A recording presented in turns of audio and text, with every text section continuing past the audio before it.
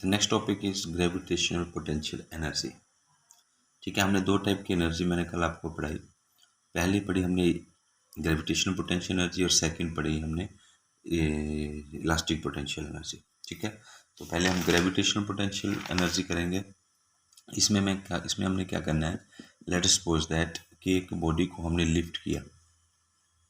ठीक है, इस बॉडी को हमने लिफ्ट किया। ठीक है, लिफ्ट किया थ्रू एन हाइट h। कितनी हाइट तक? h हाइट तक मैंने इसको लिफ्ट किया। तो we have to apply the force. Applied force हमने कितनी अप्लाई की? F, एंड जो हमारे पास ग्रेविटी के द्वारा फोर्स लगी वो that is F equal to mg। ठीक है, तो बोलते हैं ग्रेविटेशन, बोलता है इसमें जो let us consider a block of mass, जिस ब्लॉक का मास कितना है? m है, which is to be raise to a height h। हमने उसको हाइट तक रेज किया। The force required to lift the block must be equal to the gravitational force.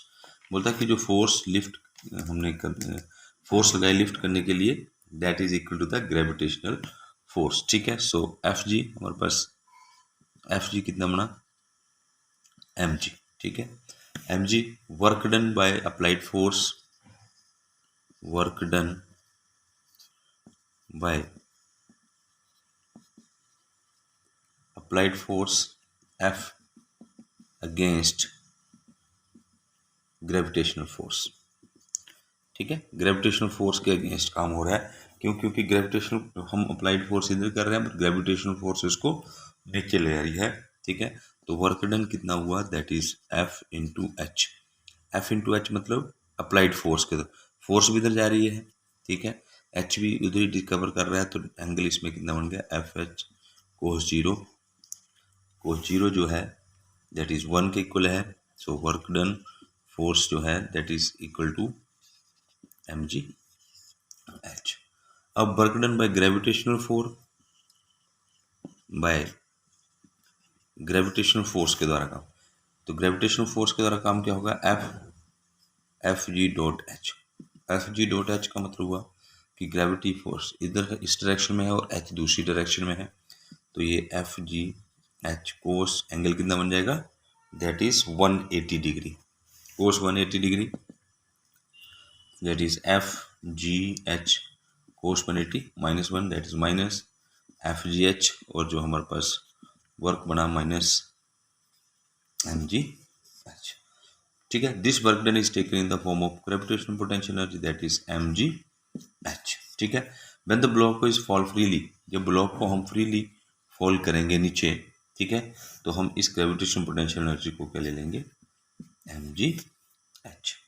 ठीक है, when the block fall from height h, then the work done by the gravitational force is positive. Gravitational potential energy of the body on the surface of the earth is 0. ठीक है, तो ये हमारे पास gravitational potential energy का fall freely करेंगे। Fall जब freely करेंगे तो हमारे पास ये बन जाएगा। ये था पहला पोर्शन उसका, दैट इज फर्स्ट फोर्स जो होती है that is gravitational potential energy. यार उसके बाद आती है elastic potential energy. Elastic potential energy energy possessed by body by virtue of its deformed shape, है ना, कॉन्फ़िगरेशन। ठीक है, ये हमारे पास x0 है। जो मैंने इसको फोर्स लगाया, ठीक है, एफ एक्सटर्नल, ठीक है, एफ एक्सटर्नल फोर्स लगाया। ठीक है, जब भी मैं इसके ऊपर फोर्स लगाता हूँ तो स्प्रिंग में क्या होता है, एक रिस्टोरिंग फोर्स डेवलप होती है। जब मैं इस फोर्स को हटा दूंगा तो स्प्रिंग द्वारा उसी अवस्था में आ जाएगा। ठीक है, वो रिस्टोरिंग फोर्स ऑलवेज डिस्प्लेसमेंट और एक्सटर्नल फोर्स के ऑपोजिट लगती है। ठीक है, जिस फोर्स को हम बोलते हैं रिस्टोरिंग फोर्स। फिर मैंने क्या किया, इसको कंप्रेस किया। कंप्रेस किया तो मैंने एक्सटर्नल फोर्स इधर लगाई, इस डायरेक्शन में लगी, बट रिस्टोरिंग फोर्स इधर लग गई। फिर रिस्टोरिंग फोर्स मतलब ऑटोमेटिकली डेवलप्ड फोर्स है। जैसे हम उस एक्सटर्नल फोर्स को रिमूव कराएंगे दैट जो ब्लॉक है अपनी इक्विलिब्रियम पोजीशन पर पहुंच जाएगा। ठीक है, अब इसमें हमने क्या देखा, जो रिस्टोरिंग फोर्स है इसको हम बोलते हैं restoring force. Restoring force is directly proportional to -x, है ना। -x मतलब कि फोर्स और डिस्प्लेसमेंट आपस में ऑपोजिट होते हैं। ठीक है, एफ प्रोपोर्शनलिटी हटाया मैंने, -kx। ठीक है, इसको बोलते हैं स्प्रिंग कांस्टेंट। जो के है, दिस इज बड़ा इंपॉर्टेंट, इसमें पूछता है केवल, दैट इज स्प्रिंग कांस्टेंट। ठीक है, और इस इक्वेशंस को हम बोलते हैं हुक्स लॉ। ठीक है, हुक्स लॉ बोलता है restoring force is directly proportional to displacement, but negative sign shows that displacement and restoring force are in opposite direction. ठीक है, अब F external be minus F के बराबर होता है।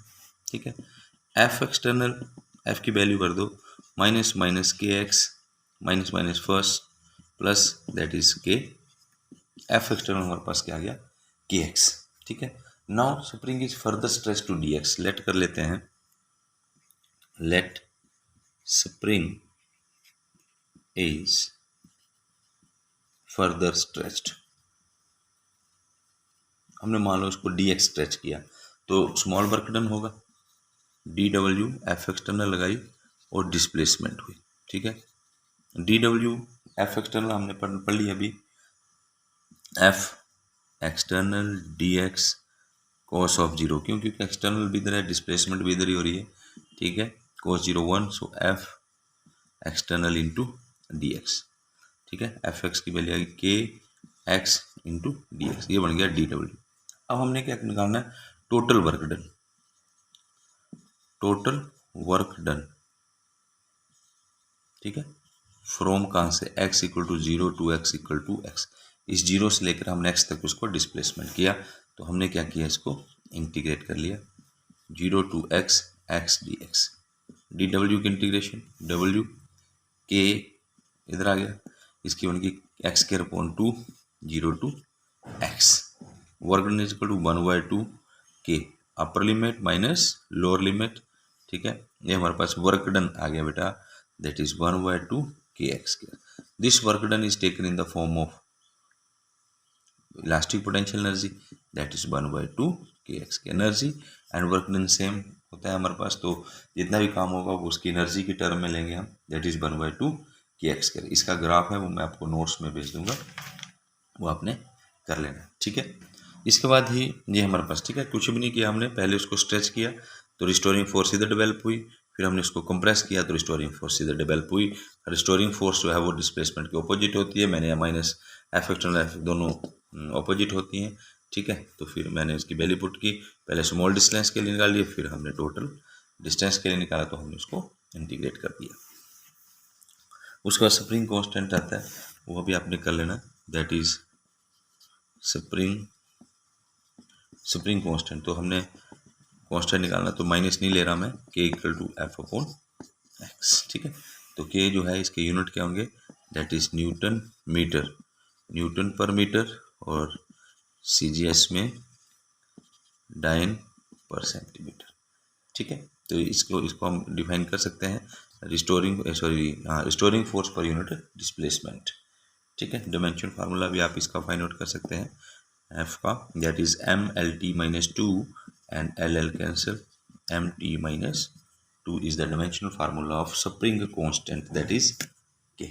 ठीक है, उसके बाद हमारे पास दो फोर्सेस होती हैं, एक होती है कंजर्वेटिव फोर्स, कंजर्वेटिव फोर्स क्या होती है, the amount of work done by और against the force depend upon initial and final position and not depend upon the path. ये जो फोर्स है, जब भी काम होगा किसी भी हम फोर्स अप्लाई करने पे, it does not depend upon the path, not depend on path, path के ऊपर डिपेंड नहीं करते, वो इनिशियल पोजीशन और फाइनल के ऊपर डिपेंड करती है। ठीक है, इसकी आपने एग्जांपल हमेशा याद रखनी है, ग्रेविटेशनल फोर्स और इलेक्ट्रोस्टैटिक फोर्स। ठीक है, gravitational force and electrostatic force is the example of conservative force. ठीक है, that does not depend upon the path. ठीक है, और नॉन कंजर्वेटिव कौन सी हुई, that depend upon the path, जो कि किसके ऊपर डिपेंड करती है, पाथ डिपेंडेंट बोलते हैं इसको। ठीक है, पाथ डिपेंडेंट, जो पाथ के ऊपर डिपेंड करती है। ठीक है, जिसको हम बोलते हैं फ्रिक्शनल फोर्स। ठीक है, इसकी एग्जांपल जो है वो फ्रिक्शनल फोर्स है। ठीक है, फ्रिक्शनल फोर्स, ठीक है, frictional force is the example of non conservative. ठीक है, that depend upon the path that depend upon the path dependent, ठीक है। और दूसरी आती है gravitational force and electrostatic force, these are the conservative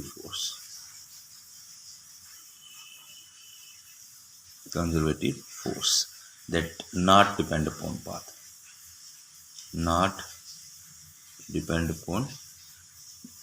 path only कहाँ इनिशियल और फाइनल पोजीशन पर डिपेंड करते हैं, not depend upon the path. तो डियर स्टूडेंट्स ये कर लेना आपने, ठीक है। Thank you.